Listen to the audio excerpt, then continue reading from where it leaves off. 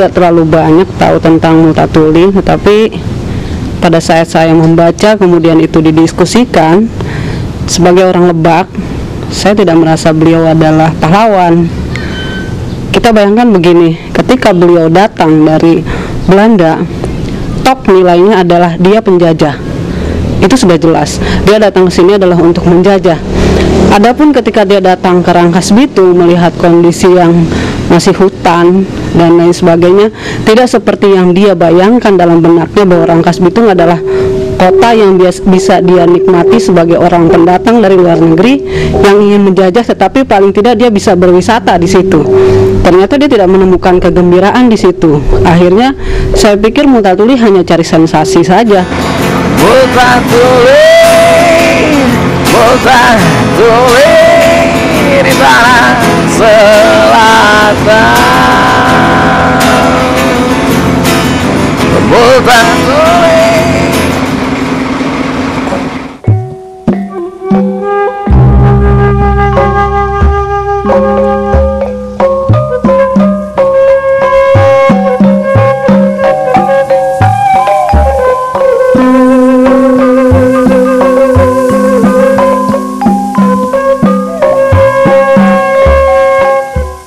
Ketika berbicara antara Multatuli dengan Adipati, ya, di sini ada dua kepentingan yang jelas berbeda.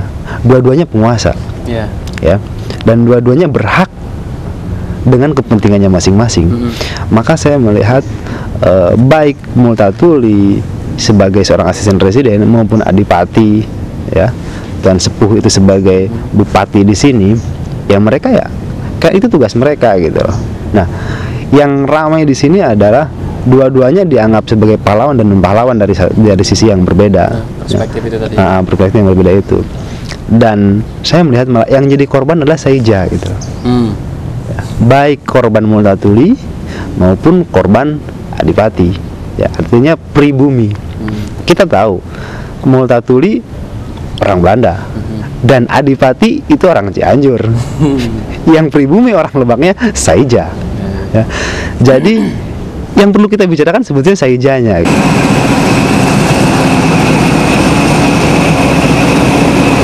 Indonesia, khususnya masyarakat Banten, lebih khusus lagi masyarakat Lebak, beruntung memiliki satu sejarah panjang di masa lampau yang dimunculkan dalam sebuah novel Multatuli.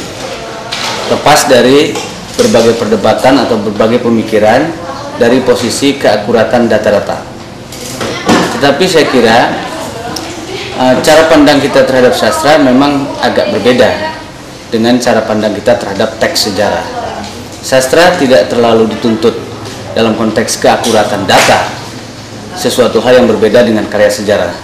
Walaupun di dalam teori-teori yang terakhir, misalnya New Historicism, bahwa baik teks sastra maupun teks sejarah, keduanya memikul atau memiliki data-data faktual dan juga imajinasi fiksional dari penulisnya, sekalipun dia adalah penulis sejarah. Oleh karena itu, perbedaan pendapat atau perdebatan apakah benar bahwa Multatuli itu pahlawan dan apakah benar Adipati Lebak itu pengkhianat, saya kira itu biarkan saja menjadi perdebatan. Tetapi saya lebih menyarankan tidak usahlah kita terlalu menganggap Multatuli itu juga sebagai pahlawan, karena pada beberapa segi juga ada teks yang harus kita timbang.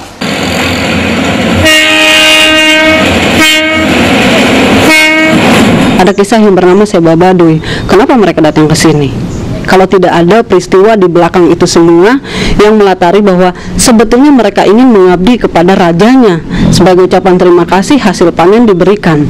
Sebetulnya upeti-upeti yang dimaksud sebagai paksaan itu saya pikir itu omong kosong gitu.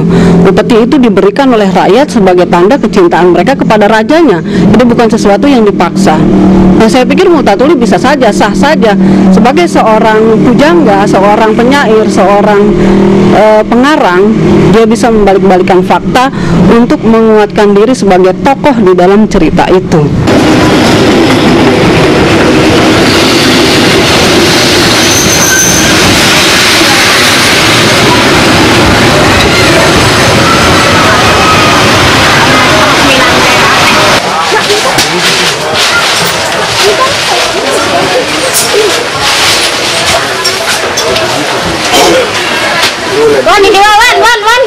bawa pesing anak.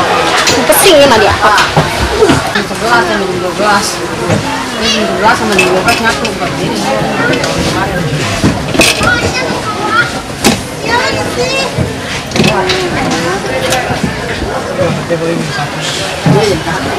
Hanya kepiawaian dia dalam bersastra, bertutur kata, memainkan rasa orang banyak, bahwa pada saat itu dia melihat kondisi kemudian didramatisir sedemikian rupa sehingga bacaan itu kita baca sebagai sesuatu yang benar, Multatuli itu adalah pahlawan. Padahal saya yakin ketika saat itu mungkin ada kawan-kawan yang bisa menulis lebih baik dari itu bisa mematahkan hal seperti itu. Jadi tidak ada lagi wacana tentang Multatuli adalah seorang pahlawan. Tapi sayang pada saat itu kita tidak punya pujangga seperti itu.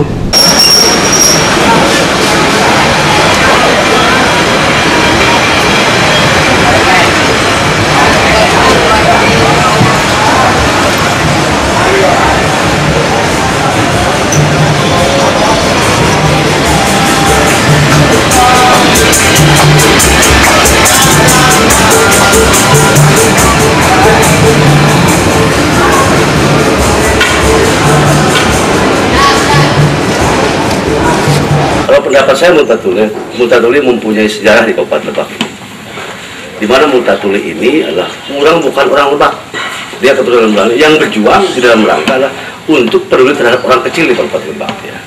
Di mana dengan ketegasannya Multatuli adalah di mana waktu itu ada zaman Demang, ya. Di mana salah satunya adalah dulu adalah Demang Padung Kujang yang selalu menindas rakyat, ya. Yang memang itu ditentang oleh Multatuli, ya.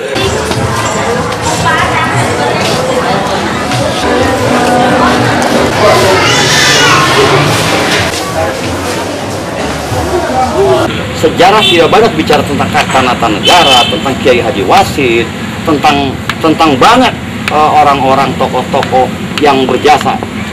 Sejarah tidak banyak mengungkap, tetapi sejarah banyak bicara tentang Multatuli dan Max Havelaar. Max Havelaar, Douwe Dekker banyak dibahas karena dia punya Max Havelaar.